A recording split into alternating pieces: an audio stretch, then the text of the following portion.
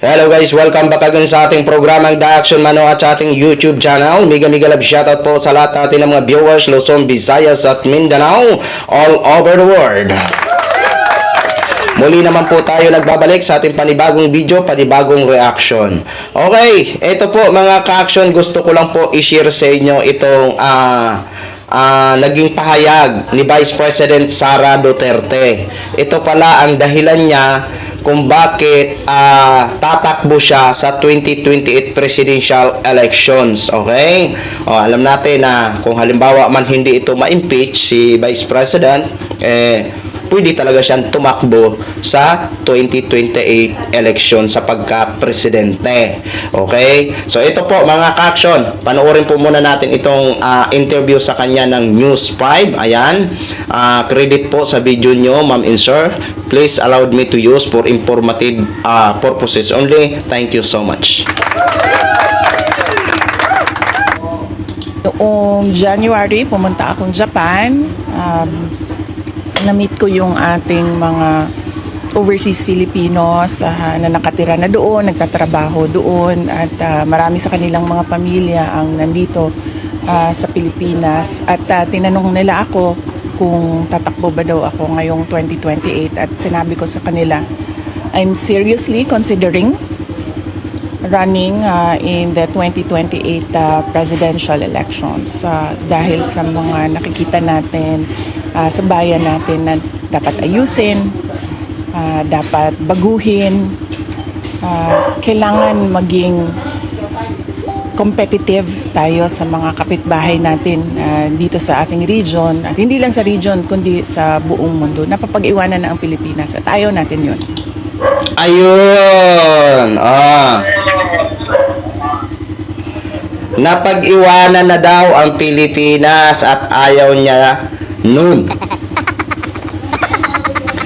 Bigyan nga muna ng palakpakan si Vice President. Ang ganda ng sinabi, napag-iwanan na ang Pilipinas.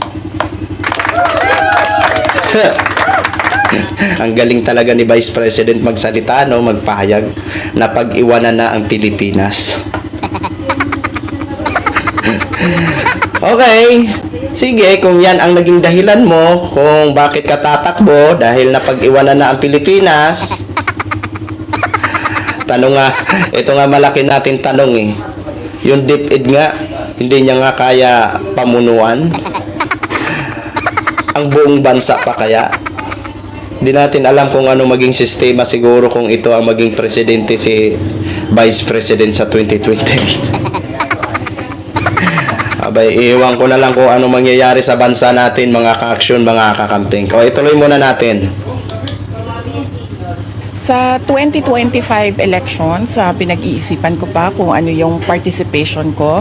Hindi ko alam kung makakatulong o makakasama sa mga kandidato ang pag-endorso ko sa kanila. Kaya pinag-iisipan ko yun ng maayos dahil kung ang hindi pag-endorso ay makakatulong sa isang kandidato, gagawin ko yon. Kaya pag-iisipan ko kung anong participation ko sa darating na 2025 elections.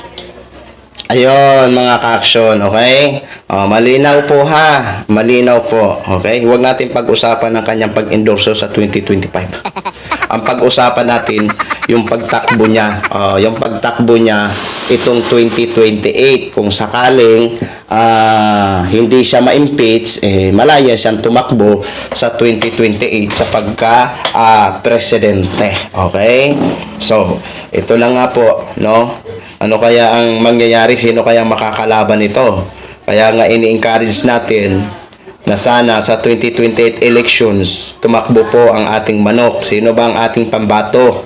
Ito si Attorney Leni Robredo. Oo, ito lang talaga ang malakas at posible at walang imposible na pwedeng tumalo kay Vice President sa 2028, di ba? Kasi kung ang iba ang babangga dyan, wala talagang panama yan. Sa totoo lang. Ito, in my own analysis ha, my own opinion. Sa tingin ko lang, ito lang talaga si Attorney Leni Robredo ang pwedeng tumalo kay Vice President sa darating na 2028 elections, no? So, tingnan natin kung anong mangyayari, no? Kung halimbawa hindi man siya ma-impeach, malaya siyang tumakbo.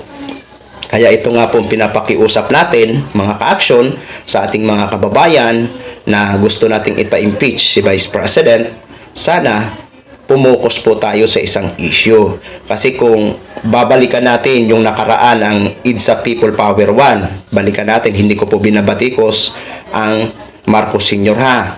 Ito'y halimbawa lang, okay? Bakit ba napatalsik si dating President Marcos Sr.? Kasi nga, nagkaisa ang bawat Pilipino. Kumbaga, isa lang ang hangad ng bawat Pilipino ang patalsikin si dating President Marcos Sr. At nagwagi po yun dahil isa lang ang kanilang pinukusan na issue.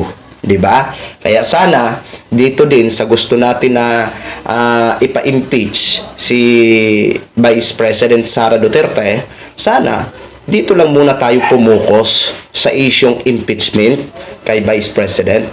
May tamang panahon po yung mga issue, 'di ba?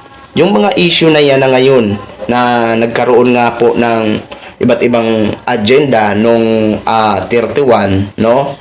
Pero dapat isa lang po ang pukusan muna natin. Ito sa akin opinion lang naman ha.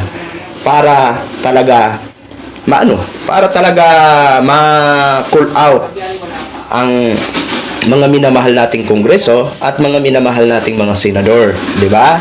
O pumokos sa isang issue kasi once na hindi tayo pumokos nagkanda watak-watak, 'di ba? Para sa akin parang